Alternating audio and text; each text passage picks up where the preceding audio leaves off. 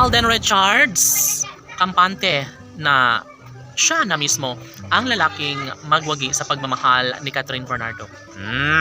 Yan na naman tayo, syempre. Alam naman ng taong bayan na darating din ang tamang pagkakataon na maisawalat, na maramdaman din ng milyon-milyon ng mga tagahanga ang isang malaking posibilidad na magtatagpo rin bandang huli ang mga desisyon ni Alden Richards at ng pretty girl na si Catherine Bernardo. Kung tutuusin ay ito na ang magandang pagkakataon. Sana'y hindi na magwawagi ang kabiguan sa kung anuman ang nararamdamang pagmamahal ni Alden Richards at Catherine Bernardo sa isa't isa. Siyempre, nanaisin mang magtagumpay ni Alden Richards sa kanyang pagmamahal ni Catherine Bernardo, aba siyempre, darating ang tamang pagkakataon na magwawagi rin bandang huli ang dalaga at binata sa kanilang relasyon. Tamang-tama at nasa tamang pagdesisyon na rin naman si Alden Richards na ipagpapatuloy niya na lamang ang kanyang mahalagang adikain sa kanyang pagmamahal para kay Catherine Bernardo, and of course, posible umano na maisa katuparan bandang huli ang isa sa pinakahinihiling at pangarap ng lahat.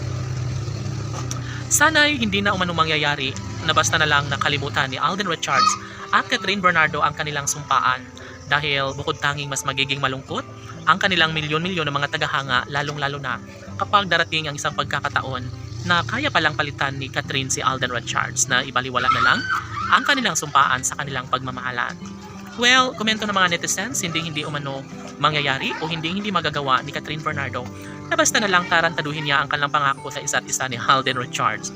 Dahil sabi nga ni Catherine Bernardo na tunay na siya ay magiging maligaya, lalo na kapag darating ang isang magandang pagdesisyon na makatuluyan na nga niya ang guwapong aktor na si Alden, na ito lamang ang lalaking kanyang pangarap at hinihiling sa may kapal, na sana'y tuluyan siyang magtatagumpay sa kanyang pagmamahal na nararamdaman para sa dalaga. Of course, ito lamang ang isa sa kanilang pinakahinihiling, bukod tanging pangarap ng lahat na sana'y hindi na umano mangyayari o magbabago ang pagkakataon bunga sa kanilang relasyong tunay na nagbibigay saya sa taong bayan.